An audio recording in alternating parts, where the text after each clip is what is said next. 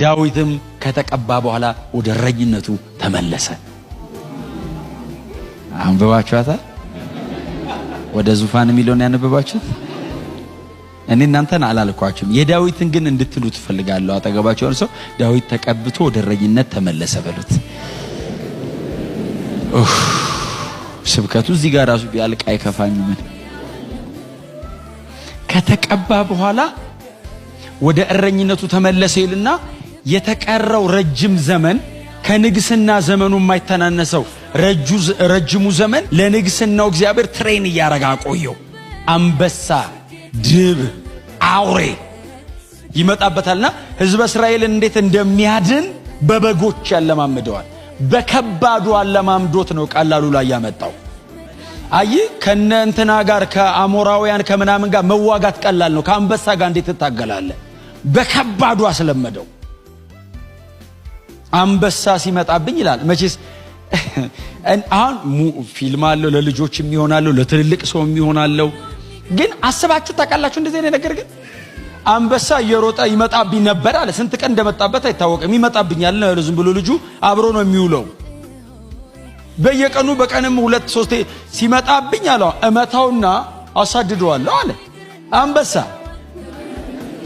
እመታውና አለ አሳድደዋለሁ አለና እምቢ ብሎ ግን ሊበረታብኝ ሲሞክር እገለዋለሁ አለ።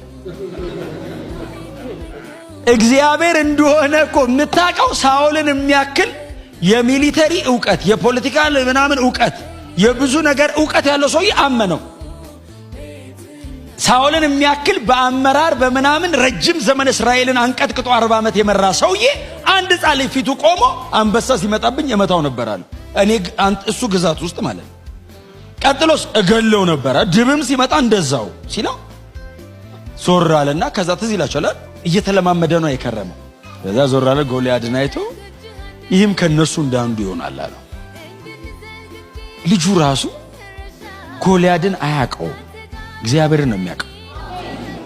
አሁን ሳኦል ጎልያድን ነው የሚያውቀው፣ ዳዊት እግዚአብሔርን ነው የሚያውቀውና ዞሮ አይቶት ከአንበሳ ጋር ነው የሚያነጻጽረው። አንበሳና ጎልያድ ሊነጻጽሯቸው ይህም እንደ ከነሱ እንዳንዱ ይሆናል። ለምን ሲለው የእግዚአብሔርን ሕዝብ የእስራኤልን ጭፍሮች ተገዳድሯልና አለው።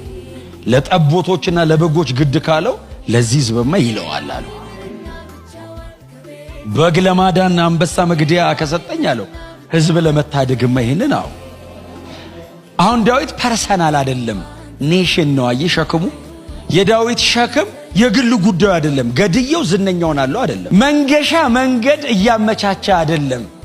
የዳዊት አቲቲዩድ ኪንግደም ነው። የእግዚአብሔር መንግስት ነው። ወሬውን ይዩት እስቲ። እገለዋለሁ ይልና ቀጥሎስ አምላክ በእስራኤል እንዳለ ይታወቃል ነው። አያችሁ ውጤቱን ይዩት። ልጁን እገለዋለሁ ይልና ማን እንደሆነ ካሳያለሁ አይደለም። አምላክ በእስራኤል መኖሩ ያህዌ